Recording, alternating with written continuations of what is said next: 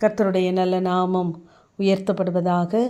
உபாகமம் 31 கர்த்தர் தாமே உனக்கு முன்பாக போகிறவர், அவர் உன்னோடே இருப்பார், அவர் உன்னை விட்டு விலகுவதுமில்லை, உன்னை கைவிடுவதுமில்லை என்று இஸ்ரவேல் ஜனங்கள் எல்லாரும் பார்த்திருக்க மோசே யோசுவாவை பார்த்து இந்த வார்த்தைகளை சொல்லி தைரியப்படுத்துகிறார். கர்த்தர் உனக்கு முன்பாக போவார், அவர் உன்னோடே இருப்பார், அவர் உன்னை விட்டு விலகுவதுமில்லை, கைவிடுவதுமில்லை என்று சொல்லி அங்கு தைரியப்படுத்துகிறார். நம்முடைய வாழ்க்கையிலும் நாம் இம்மட்டும் இந்த பூமியிலே நம்முடைய வாழ்நாட்களை கடத்தி வந்திருப்போமானால் கர்த்தர் நமக்கு முன்பாக போனதினாலே, நம்மோடு கூட இருந்ததினாலே, நம்மை விட்டு விலகாத தேவன் இன்னும் நம்மை நடத்துகிறவராகவே இருக்கிறார். இங்கே இஸ்ரவேல் ஜனங்களை யாத்ராகமம் 13 பகலிலே மேகஸ்தம்பமும் இரவிலே அக்கினி ஸ்தம்பமும் ஜனங்களிடத்திலிருந்து விலகி போகவில்லை என்று நாம் வாசிக்கிறோம். தம்முடைய ஜனத்தை விட்டு விலகி போகாதபடி அவர்களை பாதுகாத்தார். ஆகவே நாமும் அந்த மேகஸ்தம்பத்தின் கீழே, அக்னி ஸ்தம்பத்தின் கீழே நாம் இருக்கிறவர்களாக இருக்க வேண்டும். அப்பொழுதுதான் தேவன் நமக்கு அளிக்கிற அந்த பாதுகாப்பை நாம் பெற்றுக்கொள்ள முடியும். கர்த்தர் நம்மை விட்டு விலகாத தேவன், நம்மோடு கூட இருக்கிறவராகவே இருக்கிறார். ஏசாயா 4:5 நாம் பார்ப்போமானால், அவர் எல்லா வாசஸ்தலங்களிலும் அதன் சபைகளின் மேலும் பகலில் மேகத்தையும் புகையையும் இரவில் கொழுந்துவிட்டு எரியும் அக்கினி பிரகாசத்தையும் உண்டாக்குவார், மகிமையானவைகள் மேலெல்லாம் காவல் உண்டாயிருக்கும் என்று வாசிக்கிறோம். தேவன் நம்மை பாதுகாப்பதற்காக நம்மை விட்டு விலகாதபடி நமக்கு தேவையானவற்றை அவர் உண்டாக்குகிறார். நம்மை பாதுகாக்க அவர் புகையையும் அக்கினி பிரகாசத்தையும் உண்டாக்குவார் என்று நாம் வாசிக்கிறோம்.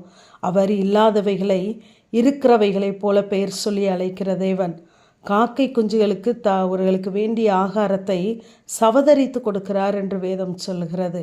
அப்போ உண்டாக்கி கொடுக்கிறவர் நமக்கான பாதுகாப்பையும் அவர் உண்டாக்குகிறார்.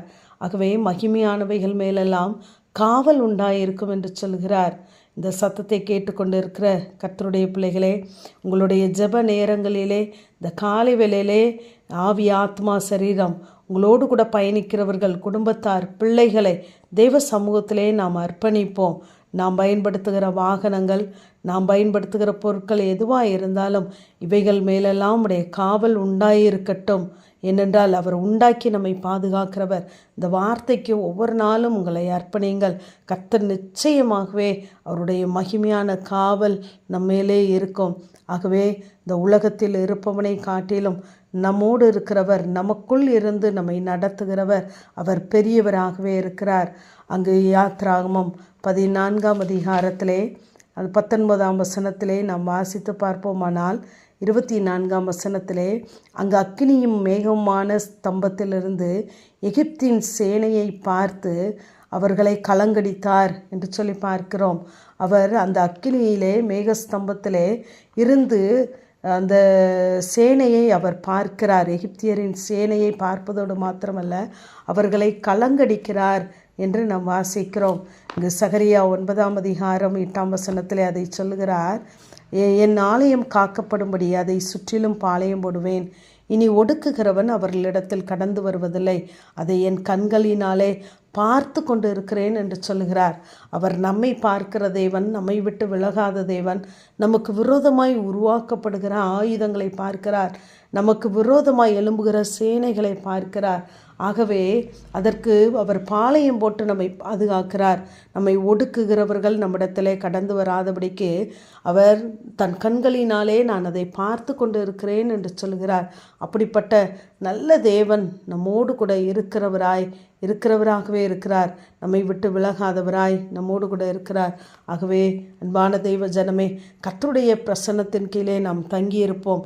அந்த அக்கினி ஸ்தம்பத்தின் கீழே, மேகஸ்தம்பத்தின் கீழே நாம் இருப்போமானால் அவர் ஒரு நாளும் நம்மை விட்டு விலகுவதில்லை. ஆமேன். ஜெபம். பிதாவாகிய தேவனே, குமாரனாகிய இயேசு கிறிஸ்துவின் நாமத்தின் மூலமாய் உடைய சன்னிதானத்தில் வருகிறேன். கர்த்தர் தாமே உனக்கு முன்பாக போகிறவர், அவர் உன்னோடே இருப்பார், அவர் உன்னை விட்டு விலகுவதும் இல்லை, கைவிடுவதும் இல்லை என்று சொன்ன வேத வார்த்தையின்படி எங்களை விட்டு விலகாத தேவன் எங்களுக்கு முன் நடந்து எங்களுக்கு வேண்டிய காரியங்களை செய்து உடைய மகிமையான காவலை எங்கள் மையத்தில் வைத்து கர்த்தர் பாதுகாத்துக் கொள்ளுங்க. இயேசுவின் மூலம் ஜெபங்க எங்கள் நல்ல பிதாவே.